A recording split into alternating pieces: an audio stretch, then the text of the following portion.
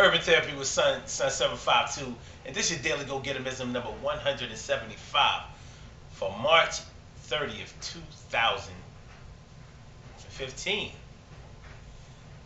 I want y'all to know something. When I was talking about those skinny sweatpants yesterday, it turns out a lot of people feel the way I feel about that, and that makes me feel good because I know when I see something, I'm not just blowing smoke. I'm not just trying to hate on nobody, whatever. It's not about all of that. I'm just telling the truth. I'm trying to spread the truth, the gospel, so to speak. I'm trying to make sure that you understand that you should feel how I feel. No, I should feel how you, however it goes, don't matter. Today, today I want to talk about being bossy. Being bossy. Some people like to boss people around. They like to tell people what to do. They like to be assertive. Some people are more aggressive than they are assertive. There's a difference between assertiveness and aggressiveness. Aggressiveness is when you try to dominate over somebody, when you try to make somebody else seem smaller and make yourself look bigger. When you are assertive, you are basically just trying to make sure that you get in where you fit in, make your presence known. It's a good leadership quality. Now, when we start talking about being bossy, a lot of times we're talking about a situation where one person is telling another person what to do. And sometimes that can be a good thing. For example, in parenting, parents have to be able to tell their kids what to do. They have to get in there. They have to lead them. They have to guide them. They have to show them the way. They have to be there to let them know, the right things to do and the wrong things to do. Kids don't always understand that, but one thing they do is they respect it. When it starts getting crazier towards the time when they start rebelling, when they get around, I don't know, 13, 14, in their teenage years, of course, you have to change their methods a little bit because they're going through puberty and they're feeling themselves a little bit. What I really want to know is people who are they bossy all the time? Or are they bossy depending on the audience that may adhere to what they're doing or what they want, or may resist what they want? For example, like take policemen. Policemen have to be bossy. They don't have to be, but they normally are. You know, there is an air of authority that comes with the job of being a policeman. So, they're not going to politely ask you to get out of your car if they think that you've committed a crime, or if they think that you are a threat to them. They're going to tell you, yo, get out of the car. Spread your legs, spread your arms. Man, they can get aggressive with it sometimes. But are they like that with their own family?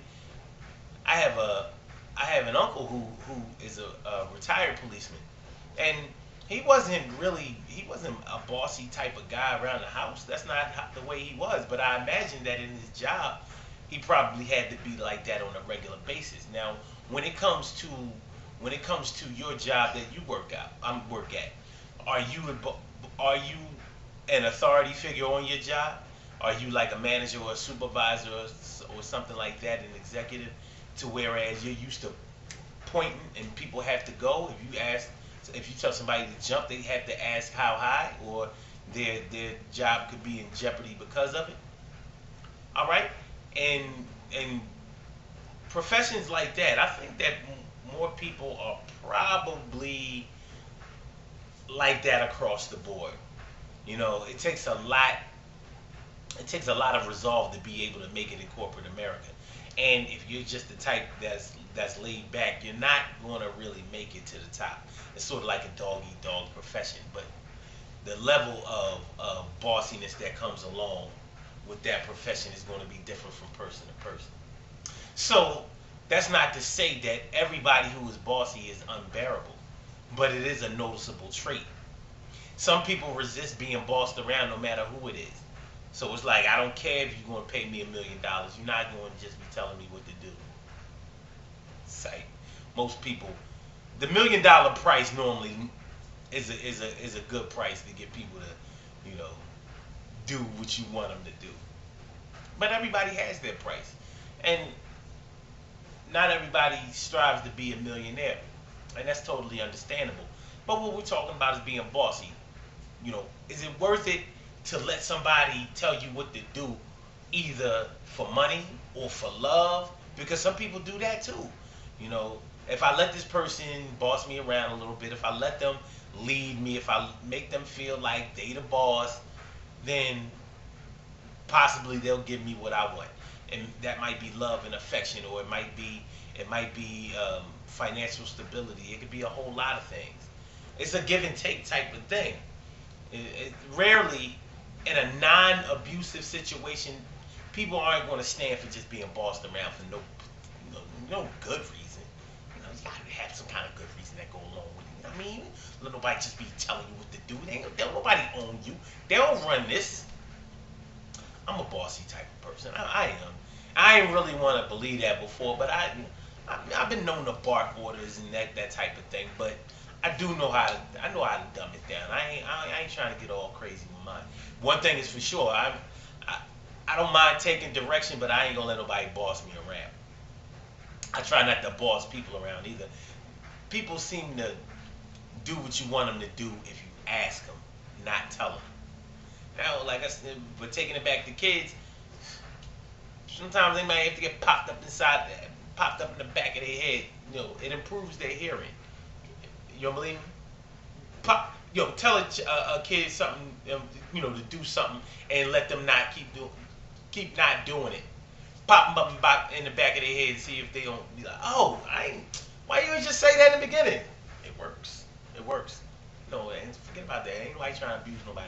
Ain't it crazy how we have to apologize for popping our kids in the back of the head? You can't pop them, but so hard though. You can hurt them.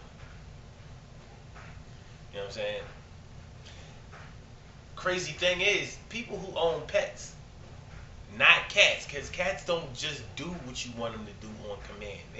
They brain ain't set up like that. But dog owners are normally known for being more bossy, because dogs are easier to train and they adhere to their training of better than cats. Lovey's good. Like, she more bossy than me. Really, she make me do this kind of stuff. When you start doing this, and she'd make you do it all day, yo, all day, yo. But it's all good. Good things happen to those who wait. Great things happen to those who grind.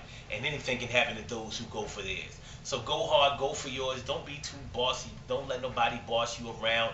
Don't be overbearing. Everything's about that balance. Get it, you're going to try to get it here, but that's not always achievable. So at least like that. Don't let it be like that. That's no good.